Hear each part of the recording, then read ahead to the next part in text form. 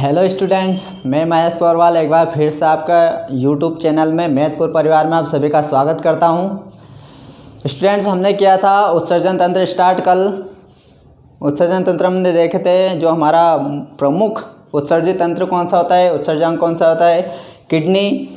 और मैंने बताया था आपको पूरे डिटेल में कि कौन से ऑर्गेनिज्म में किस तरह का अंग होता है जिसके द्वारा वहाँ उत्सर्जन करता है और किस फॉर्म में वहाँ पे उत्सर्जन करते हैं। तो मैंने पहले बताया था आपको, जो ह्यूमन्स होते हैं, जो मनुष्य, जो मैमल्स होते हैं, स्तनधारी होते हैं, वो अपने जो शरीर से किस फॉर्म में जो एक्सक्रीटरी प्रोडक्ट होते हैं, वेस्ट मटेरियल होते हैं, उसको किस फॉर्म में बाहर निकालते हैं, तो यूरिया के फॉर्म में। ठीक है, जितने भी ऑल मैमल्स हो गए और कुछ इन्वर्टी जो एम्फीबियंस होते हैं, उभयचर भी, वो भी अपना शरीर से यूरिया के फॉर्म में उत्सर्जन पदार्थ करते हैं। ठीक है, उसके बाद मैंने आपको बताया था यूरिक एसिड का कौन करता है। तो मैंने बताया था जितने भी बर्ड्स हो जाते हैं, बर्ड्स, जितने भी रेप्टाइल्स हुए, ये सब अपने शरीर से यूरिक एसिड का उत्सर्जन करते हैं। और एक एग्जांपल मैंने बताया था घोंघा का, लैंड स्नेल का, वो भी अपने शरीर से यूरिक एसिड का उत्सर्जन करता है। उसके बाद मैंने आपको बताया था अमोनिया का उत्सर्जन कौन करता है। तो अमोनिया के जितने भी फिश होती है, जितने भी मछली होती है, जितने भी प्रकार की मछली होती है, और कुछ इन्वर्टिब्रेट भी होते हैं जो अपने शरीर से अमोनिया का उत्सर्जन करते हैं।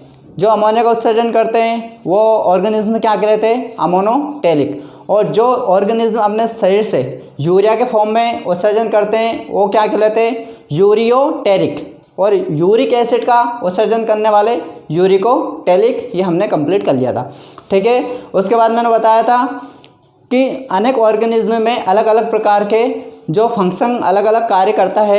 जो जैसे हमारा ह्यूमन्स क्या होता है, उत्सर्जन अंग, ऐसे मैंने बताया जो किडनी होता है, जो ह्यूमन्स का उत्सर्जन अंग होता है।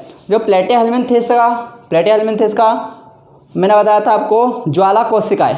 ठीक है, एस्क्लेहेल्मिन्थेस का मैंने क्या बताया था आपको, एस्क्लेहेल्मिन्थेस का बताया है रेनेट सेल। क्या बताया था दोस्तों, रेनेट सेल।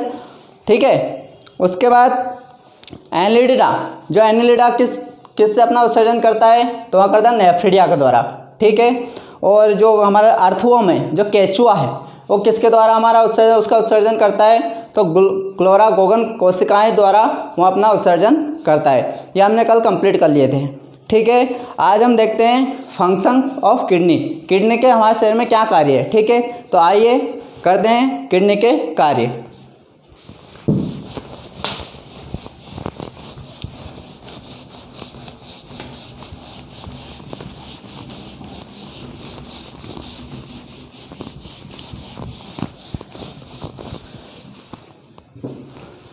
तो हेडिंग डालिए फंक्शंस ऑफ किडनी।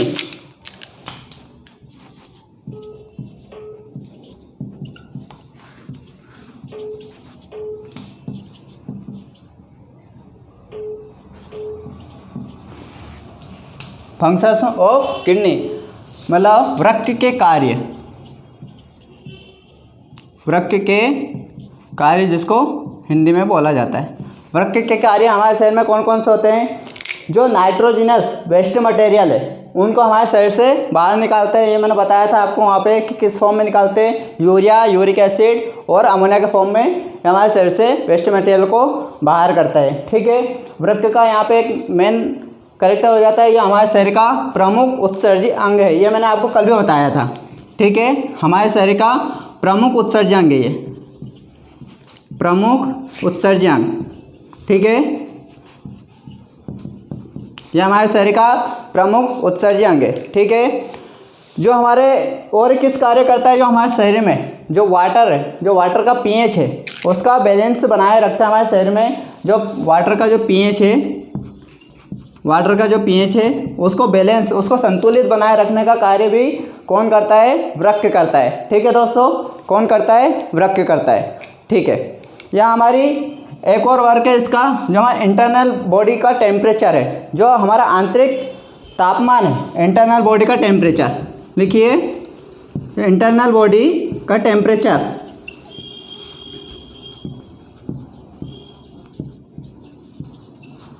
उसको भी बैलेंस बनाए रखता है, उसका भी। ठीक है, उसका भी यहाँ बैलेंस बनाए रखता है, इंटरनल बॉडी टेम्परेचर का भी बैलेंस बनाए रखता है। ठीक है, अब इसके कुछ ज़्यादा फंक्शन नहीं है। अब उसके बाद हेडिंग डालिए आप यूरिन, जिसको हिंदी में बोला जाता है मूत्र।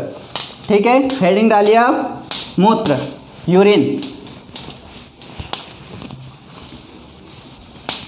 और एक बात यहाँ पे याद रखना आप, जो हमारे किडनी की एक फंक्शन और संरचनात्मक कार्यात्मक इकाई क्या बताए थे मैंने, एक नेफ्रॉन, उसको आप नोट करके लिख लीजिएगा, नेफ्रॉन।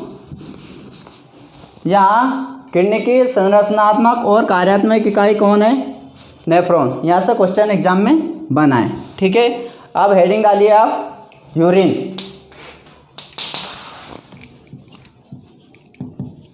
यूरिन हिंदी में बोला जाता है मूत्र, यूरिन। ठीक है, अब यूरिन की बात आती है तो यूरिन का आपने देखा होगा कि कुछ येलो कलर कुछ आ जाता है मूत्र में। पहले तो मैं बता रहा हूँ, जो हेल्दी वुमेन होता है, जो हेल्दी वुमेन होता है उसके यूरिन का कलर कैसा होता है, तो कलरलेस। कैसा होता है, कलरलेस होता है, उसका रंगहीन होता है। जो एक हेल्दी वुमेन हो जाएगा उसका जो मूत्र है उसका कलर कैसा है, कलरलेस। और आपने देखा हो जो मूत्र का, यूरिन का येलो कलर, यूरिन का येलो कलर किस कारण से होता है, तो ये के यूरोक्रोम पिगमेंट के कारण यूरिन का कलर येलो होता है। ठीक है, यहाँ पे स्टार लगा के लिखिए, एग्जाम में क्वेश्चन पूछा गया है, किस कारण, यूरोक्रोम पिगमेंट। यूरोक्रोम पिगमेंट के कारण यूरिन का जो येलो कलर होता है, ये यूरोक्रोम पिगमेंट के कारण होता है, यूरोक्रोम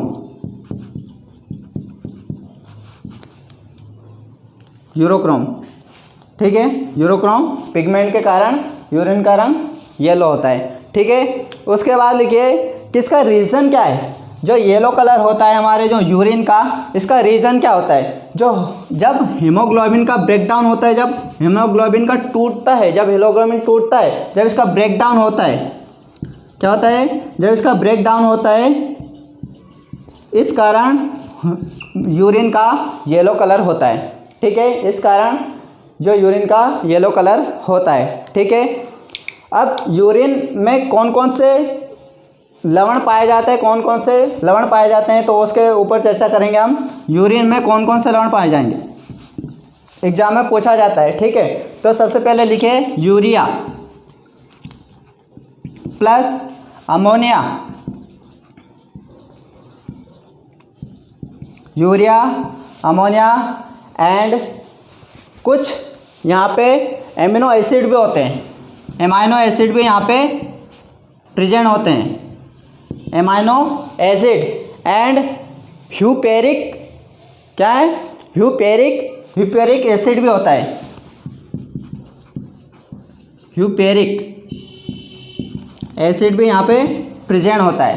ठीक है, उसके बाद लिखिए आप आर्सेन, कुछ लेड भी होता है इसमें, लेड जिसको हम हिंदी में बोला जाता है सीसा, लेड भी होता है, आर्सेनिक, यहाँ भी एक आर्सेनिक भी एक धातु है और लेड भी एक धातु है, जिसको लेड को हिंदी में बोला जाता है सीसा।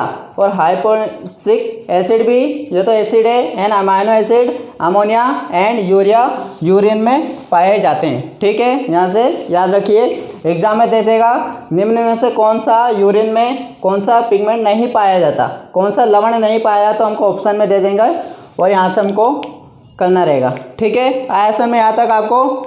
ठीक है, उसके बाद यहाँ से क्वेश्चन बनता है कि 24 घंटे में कितना यूरिन बनता है। ठीक है, 24 आवर में हमारा कितना यूरिन बनता है, तो याद रखें 1.5 लीटर। कितना दोस्तों, 1.5 लीटर 24 घंटे में यूरिन बनता है। ठीक है, उसके बाद जो फ्रेश यूरिन होता है, ठीक है, जो फ्रेश यूरिन होता है हमारा, फ्रेश यूरिन का इसका पीएच वैल्यू कितना होता है, जो फ्रेश यूरिन होता है उसका पीएच वैल्यू होता है 4.5। कितना? 4.5। और यहाँ एक कैसा होता है? अम्लीय होता है। किस टाइप से होता है? अम्लीय। अम्लीय को क्या होता है? जिसका पीएच वैल्यू 7 से कम होता है उसको अम्लीय कहेंगे हम, और जिसका वैल्यू 7 से ऊपर होगा उसको बोलते हैं हम क्षारीय, और जिसका भी 7 होता है उसको बोलते हैं हम उदासीन।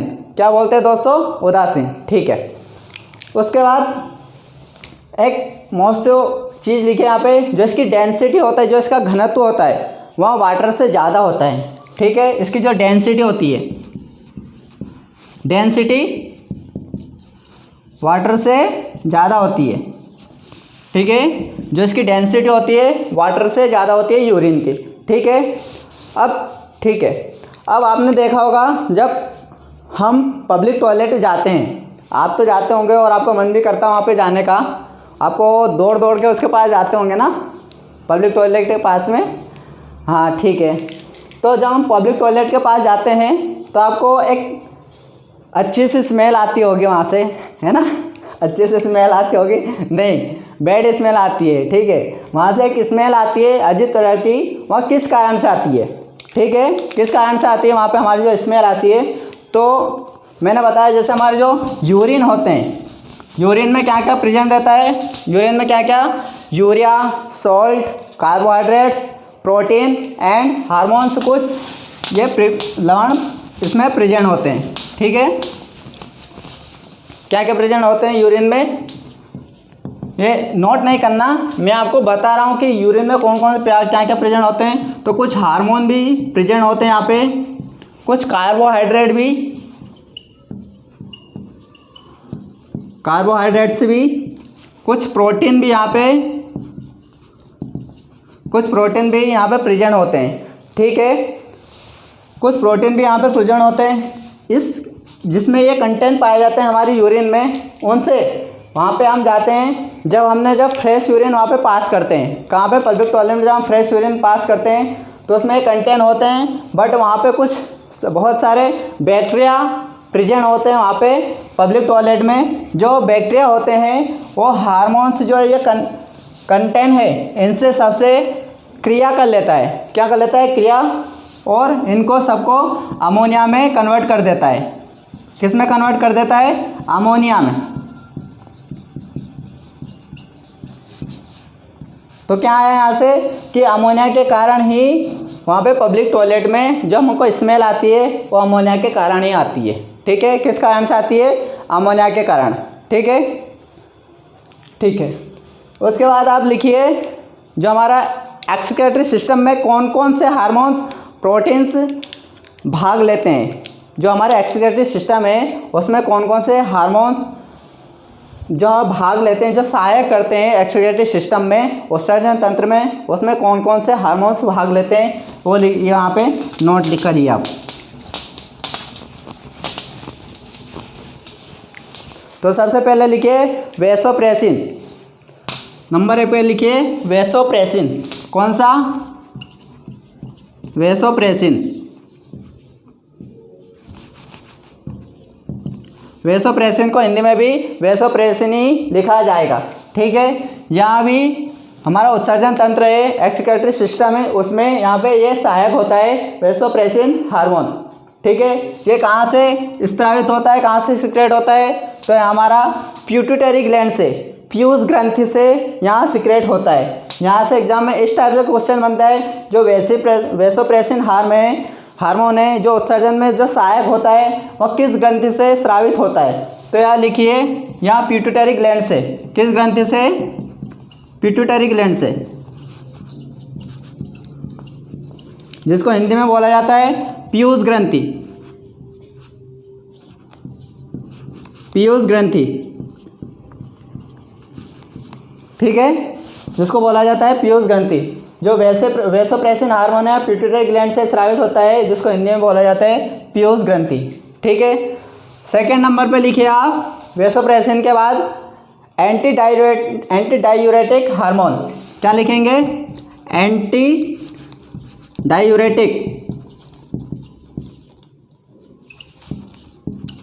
Diuretic hormone.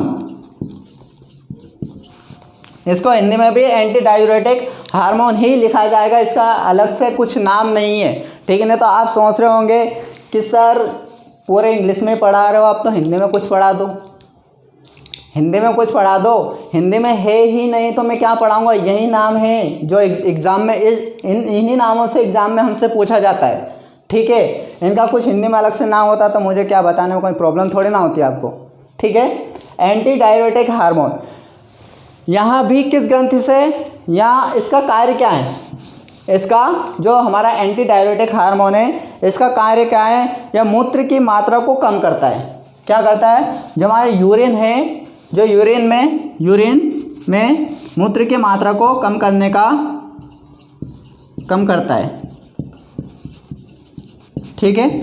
मूत्र की मात्रा को कम करने का यहाँ एंटी डायूरेटिक हार्मोन कार्य करता है, ठीक है। आयसन में, ठीक है। उसके बाद लिखिए 3rd नंबर पे आप एल्डोस्टेरोन हार्मोन। कौन सा, एल्डोस्टेरोन हार्मोन, यह कौन से ग्रंथि से निकलता है, तो लिखिए यहाँ ये एड्रिनल ग्रंथि से। कौन से ग्रंथि से, एड्रिनल ग्लैंड से यहाँ पे निकलता है एंटी डायूरेटिक हार्मोन। एड्रिनल ग्रंथि को भी हिंदी में एड्रिनल ग्रंथि ही बोलेंगे, ग्लैंड को ज़्यादा से ज़्यादा मैं ग्रंथि बोल सकता हूँ, ठीक है। 3rd नंबर पे लिखिए आप एल्डोस्टेरोन हार्मोन।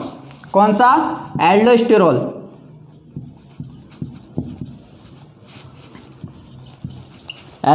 हार्मोन।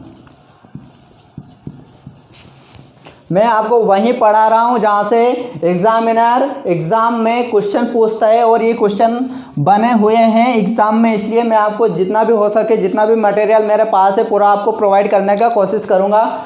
मेरा 100% आपको देने का कोशिश करूँगा यहाँ पे, तो आप भी अपना 100% दीजिए और सिलेक्शन लीजिए, ठीक है। तो कौन कौन सा hormone, vasopressin, anti diuretic hormone and aldosterone hormone, यहाँ से हमारे जो उत्सर्जन तंत्र है उसमें पार्टिसिपेट करते हैं, उसमें भाग लेते हैं और सहायक करते हैं उत्सर्जन तंत्र में, ठीक है। यहाँ कौन से ग्रंथि से निकलता है, तो यहाँ भी एड्रिनल ग्रंथि से निकलता है, एड्रिनल ग्रंथि से यहाँ भी निकलता है। यहाँ कार्य क्या करता है, यह कार्य क्या करता है, जो हमारे जो पोटेशियम है, जो हमारा पोटेशियम, कैल्शियम और पोटेशियम का संतुलन हमारे यूरिन में बनाए रखता है। किसका, कैल्शियम एंड पोटेशियम। कैल्शियम को Ca से डिनोट करते हैं और पोटेशियम को K से, ठीक है। यहाँ से समझ जाइएगा। कौन कौन सा हार्मोन हमारे उत्सर्जन में सहायक होते हैं, vasopressin, anti diuretic hormone and aldosterone hormone हमारे उत्सर्जन तंत्र में सहायक करते हैं, ठीक है, ठीक। उसके बाद एक नई चीज़ स्टार्ट करेंगे। यहाँ से हमारा उत्सर्जन तंत्र कंप्लीट हो गया। अब रेस्पिरेटरी सिस्टम हेडिंग डालिए, श्वसन तंत्र।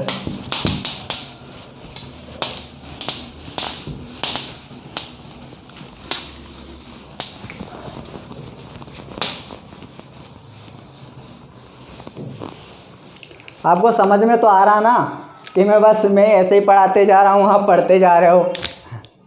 समझ में आया तो कमेंट बॉक्स में कमेंट करके बताइए कि आपको हमारा वीडियो कैसा लग रहा है, और यदि हमारा वीडियो आपको अच्छा लग रहा है तो हमको हमारे चैनल को सब्सक्राइब करिए, वीडियो को लाइक करिए और अपने दोस्तों में ज़्यादा से ज़्यादा आपको इस वीडियो को शेयर करिए, ठीक है दोस्तों। तो न्यू हेडिंग डालिए, श्वसन तंत्र, रेस्पिरेटरी सिस्टम, ठीक।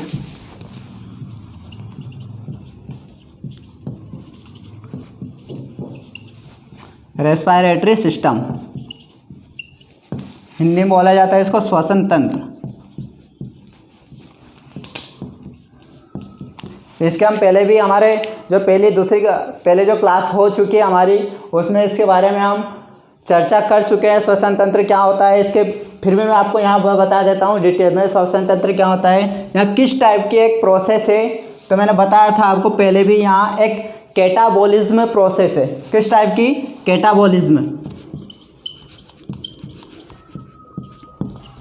कैटाबोलिज्म प्रोसेस है ये, जिसको हिंदी में बोला जाता है अपचय की अभिक्रिया। किस टाइप की, अपचय की अभिक्रिया इसको बोला जाता है। अपचय की प्रक्रिया किस टाइप की प्रक्रिया है यहाँ पे, कैटाबॉलिज्म प्रोसेस है अपचयन की प्रक्रिया कहलाती होती है इसमें। अब ये कैटाबॉलिज्म अभिक्रिया प्रोसेस क्या होती है, आपके मन में सवाल उठ रहा होगा ना कि सर कैटाबॉलिज्म अभिक्रिया होती क्या है आखिर में। तो सुनिए, जो भी फूड हम खाते हैं, जो भी भोजन खाते हैं, ठीक है, वो कॉम्प्लेक्स फॉर्म में खाते हैं हम, ठीक है, और उसका जब ब्रेक डाउन करते हैं, ठीक है, उसको छोटे छोटे मॉलिक्यूल में डिवाइड करते हैं, हमारे जो है टिथ के द्वारा, हमारे दांतों के द्वारा उसको चबाते हैं, ठीक है, तो छोटे छोटे मॉलिक्यूल में डिवाइड हो जाता है। इसी टाइप से जब हमारा कॉम्प्लेक्स फॉर्म में जब हमने फूड खाया, ठीक है, कॉम्प्लेक्स फॉर्म से उसका सिंपलर फॉर्म में कन्वर्ट होना, उसका ब्रेक डाउन होना ही हमारा कैटाबॉलिज्म प्रोसेस कहलाती है, ठीक है। ये हमारा कॉम्प्लेक्स फॉर्म में हो गया, जो हमारा फूड होता है, कुछ भी हम खाते हैं, कॉम्प्लेक्स फॉर्म से डायरेक्टली सिंपलर फॉर्म में कन्वर्ट होना ही हमारा कैटाबॉलिज्म प्रोसेस कहलाती है, ठीक है। आया समझ में यहाँ तक आपको, ठीक।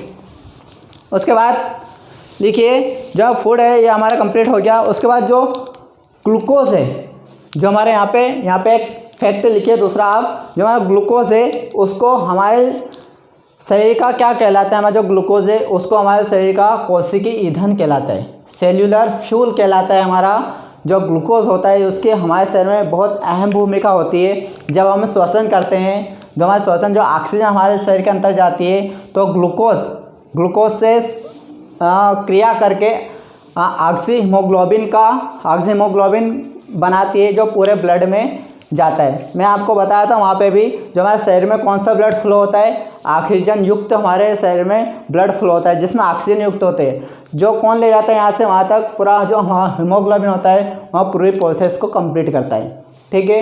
ये मैंने आपको बता दिया था, ठीक। उसके बाद रेस्पिरेटरी सिस्टम, मैंने वहाँ पे भी आपको पहले बताया था कितने प्रकार का होता है, 2 प्रकार का होता है रेस्पिरेटरी सिस्टम, ठीक है। नहीं बताया था, तो इसके बाद में इसके प्रकार के बारे में बात करेंगे। Types of respiratory system. Respiratory system कितने प्रकार का होता है, 2 प्रकार का। आपने 12th में पढ़ा होगा या 10th में पढ़ा होगा, रेस्पिरेटरी सिस्टम कितने प्रकार का होता है, 2 प्रकार का होता है, एरोबिक एंड अनएरोबिक, ठीक है। उसके बाद में ऑक्सीजन श्वसन एंड अनऑक्सीजन श्वसन।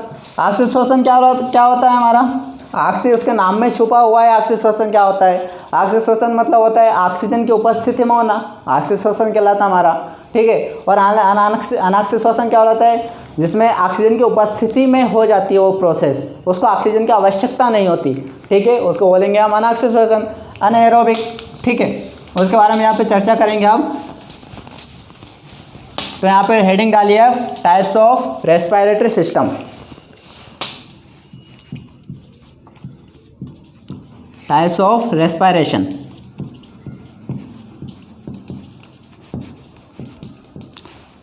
श्वसन के प्रकार, ठीक है। यहाँ पे हिंदी में लिख दीजिएगा आप, श्वसन के प्रकार में बोल देता हूँ आपको, ठीक है। कितने प्रकार का होता है, तो यहाँ 2 प्रकार का होता है। कौन कौन से, एरोबिक एंड अनएरोबिक। तो लिखिए,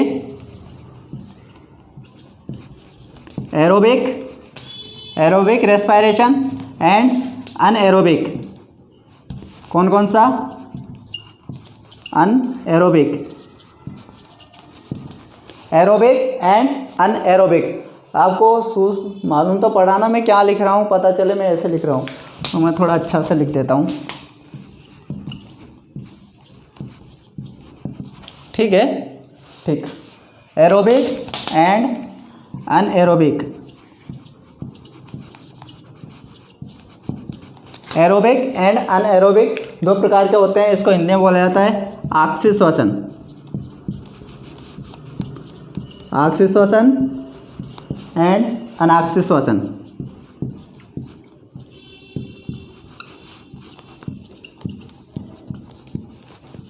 ऑक्सीजन श्वसन एंड अनऑक्सीजन श्वसन 2 प्रकार का हमारा रेस्पिरेशन होता है।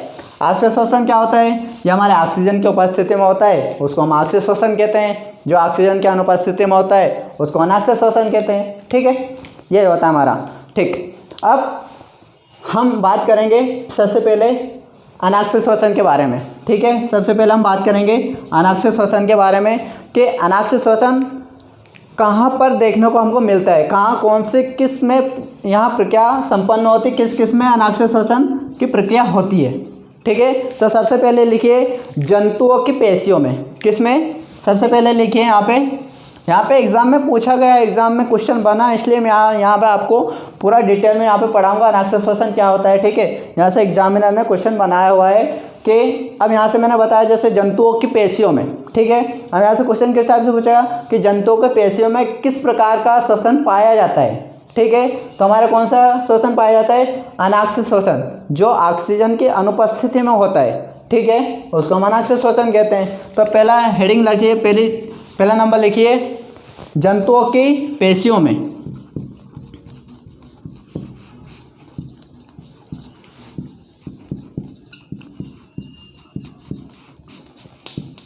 जंतुओं की पेशियों में अनाक्षर श्वसन पाया जाता है। आपने एक चीज़ कभी देखी होगी, कभी नोटिस किया होगा, जैसे हम कभी रनिंग जाते हैं, कभी कहीं से भाग के आते हैं, तो हमारा जो कभी थकान महसूस होती है, जो हमको अचानक से थकान महसूस होता है, काफ़ी लंबे समय से आज हम चल रहे हैं, कभी अभी रनिंग करके आए थे, जस्ट आ रहे हैं हम, तो हमको जैसे थकान से महसूस होती है, हमको पेन होता है, हमको दर्द होता है, वह किस कारण से होते हैं, आपने सोचा होगा किस कारण से होता है।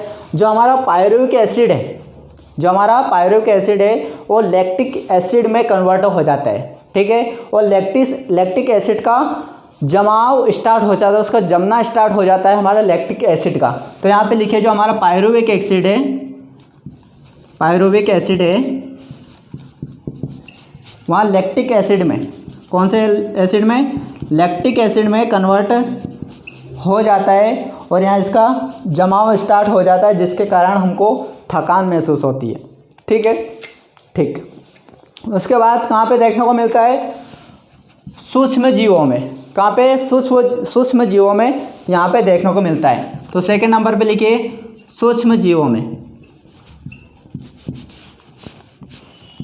सूक्ष्म जीवों में ये हमको अनाक्षर श्वसन देखने को मिलता है। अब सूक्ष्म जीव कौन कौन से हो गए, जैसे हमारा फंगी हो गया, हमारा बैक्टीरिया हो गया, हमारा वायरस हो गया, जो भी सूक्ष्म है जिनको देखने के लिए माइक्रोस्कोप की देखने की आवश्यकता ज़रूरत होती है हमको, वही हमारे सूक्ष्म जीव होते हैं। मैंने पहले पढ़ा चुका हूँ आपको कौन कौन से सूक्ष्म जीव होते हैं, ठीक है। आपने जिसने भी नहीं देखा हो तो पहले वो क्लास देखे, उसके बाद आपको पता चल जाएगा कि कौन कौन से सूक्ष्म जीव है, किस किसको देखने के लिए हमको माइक्रोस्कोप की ज़रूरत पड़ती है, ठीक है। तो एग्जाम्पल में 2 लिख लिए आप, जो हमारे बैक्टीरिया, जो फंगी है, कवक है, वह हमारे सूक्ष्म जीव के अंतर्गत आते हैं, ठीक है। थर्ड नंबर पर लिखे फलों की भित्ति कोशिका में, कहाँ पे, फलों की भित्ति कोशिकाओं में यहाँ पर प्रेजेंट होता है। थर्ड नंबर पे लिखिए फलों की भित्ति कोशिकाओं में,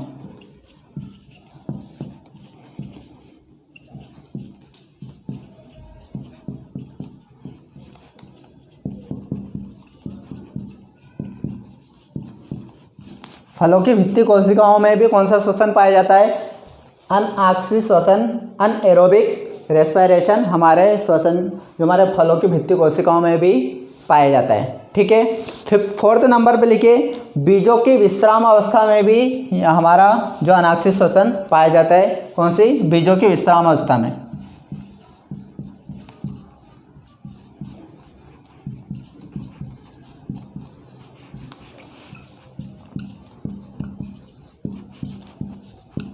बीजों के विश्राम अवस्था में भी हमारा कौन सा श्वसन पाया जाता है, अनऑक्सी श्वसन, ठीक है दोस्तों। आसन में तो सबसे पहले मैंने कौन सा बताया आपको, जो हमारे जंतुओं की पेशियों में भी कौन सा श्वसन पाया जाता है, अनाक्षी श्वसन, सूक्ष्म जीवों में एंड फलों की भित्ति कोशिकाओं में एंड बीजों की विश्राम अवस्था में हमारा ऑक्सी श्वसन पाया जाता है। यहाँ से एग्जाम में क्वेश्चन बना है कि बीजों के विश्राम अवस्था में जब बीज विश्राम अवस्था में होते हैं तो उसमें कौन सा श्वसन होता है, तो हमारा अनाक्षी श्वसन उसमें कंप्लीट होता है, ठीक है। उसके बाद नोट करके लिखिए, यहाँ पे स्टार बना के आप लिख लीजिए फर्मेंटेशन है। फर्मेंटेशन क्या होता है, जो हमारा किण्वन है, किण्वन किसके द्वारा होता है, किससे होता है, कहाँ पे यूज़ किया जाता है किण्वन को, यहाँ पे स्टार लगा के लिखिए आप। यहाँ फर्मेंटेशन क्या होता है, फर्मेंटेशन, फर्मेंटेशन जिसको हिंदी में बोला जाता है किण्वन। किण्वन क्या होता है, फर्मेंटेशन, ठीक है। जो फर्मेंटेशन किसके द्वारा होता है, फर्मेंटेशन इसके 2 एग्जाम्पल मोस्ट इम्पोर्टेंट एग्जाम्पल लिखिए। यहाँ पे एग्जाम में क्वेश्चन बना है कि फर्मेंटेशन किसके द्वारा कंप्लीट होता है किसके द्वारा होता है? तो सबसे पहला ईस्ट के द्वारा एंड सेकेंड नंबर पे बैक्टीरिया, ईस्ट एंड बैक्टीरिया के द्वारा हमारा फर्मेंटेशन के प्रोसेस कंप्लीट होती है। ठीक है, फर्मेंटेशन क्या होता है? जो हमारा रेस्पायरेशन, जो हमारा कैटाबॉलिज्म में जो प्रोसेस होती है जिसको कॉम्प्लेक्स फॉर्म से सिंपलर फॉर्म में ही कन्वर्ट होना हमारा फर्मेंटेशन कहलाता है। जैसे इसके एग्जांपल, जैसे हमें इडली डोसा जब हम बनाते हैं, ब्रेड बनाते हैं, बिस्किट बनाते हैं, उसमें कौन सी प्रोसेस कंप्लीट होती है? उसमें फर्मेंटेशन ही किया जाता है। उसमें ईस्ट और बैक्टीरिया बहुत सारे होते हैं, उनका ही इसमें यूज़ किया जाता है। ठीक है, जब हम इडली बनाते हैं उसमें किण्वन की प्रोसेस कंप्लीट होती है। यहीं से कोई एग्जाम में इस टाइप से क्वेश्चन बनता है, जब इडली या ईस्ट का प्रयोग कहाँ पे किया जाता है? तो फर्मेंटेशन में किया जाता है। ठीक है, खमीर बनाने के लिए कौन सी प्रोसेस कंप्लीट होती है, कौन सी प्रोसेस अपनाई जाती है? तो फर्मेंटेशन की प्रोसेस अपनाई जाती है वहाँ पे। ठीक है, यहाँ से एग्जाम में इस टाइप से क्वेश्चन बनते हैं दोस्तों। ठीक, उसके बाद में लिखिए आप, ये हमारे यहाँ से कंप्लीट हो गया अनएरोबिक रेस्पायरेशन। अब सेकेंड नंबर पर लिखिए आप रेस्पायरेशन एरोबिक। ठीक है, ये हमारा कंप्लीट हुआ यहाँ पे। उसके सेकेंड नंबर पे लिखिए एरोबिक रेस्पायरेशन, आपसी श्वसन। क्या होता है आपसी श्वसन? जस्ट मैंने अभी आपको बताया, ऑक्सीजन की उपस्थिति में होता है आपसी श्वसन। ठीक है, किस में होता है? रेस्पायरेशन।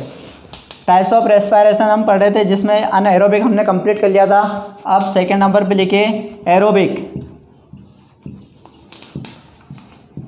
एरोबिक रेस्पायरेशन, जिसको हिंदी में बोला जाता है आपसी श्वसन। ऑक्सीजन की उपस्थिति में होना ही हमारा आपसी श्वसन कहलाता है। सिंपल। ठीक है, उसके बाद लिखिए अब अनाक्ष श्वसन में भी दो तरह के होते हैं, वर्टिब्रेट एंड इनवर्टिब्रेट। ठीक है, अब आप सोच रहे हो सर ये कौन सा आ गया इनवर्टिब्रेट एंड वर्टिब्रेट? कशेरुकी एंड अकशेरुकी। कौन कौन से प्राणी आते हैं कशेरुकी में, कौन कौन से नहीं आते, कौन से वर्टिब्रेट्स में आते हैं, कौन नहीं आते? तो मैंने आपको पहली क्लास में, जब हमने दूसरी तीसरी शायद पाँचवा छठा लेक्चर होगा हमारा, उसमें मैंने बता रखा आपको कि कौन कौन से वर्टिब्रेट्स होते हैं, कौन कौन से कशेरुकी होते हैं और कौन कौन से अकशेरुकी होते हैं। ये मैंने वहाँ पे आपको बता रखा। ठीक है, तो फर्स्ट नंबर पे लिखिए वर्टिब्रेट। क्या लिखेंगे? वर्टिब्रेट।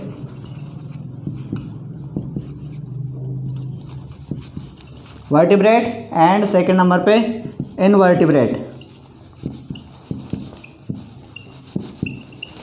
वर्टिब्रेट को हिंदी में बोला जाता है कशेरुकी।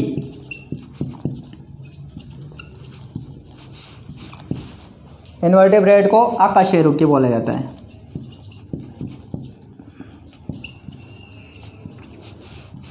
ठीक है, कशेरुकी एंड अकशेरुकी मैंने आपको पहले बता रखा है। जिसने भी नहीं देखा पहले वह क्लास जाकर देखे कि क्या होता है वर्टिब्रेट, कौन कौन होता है कशेरुकी, क्या होता है अकशेरुकी, इसमें कौन कौन से ऑर्गेनिज्म आते हैं कशेरुकी में, कौन कौन से इनवर्टिब्रेट में आते हैं, ये हमने पहले ही क्लास में आपने देख लिया था।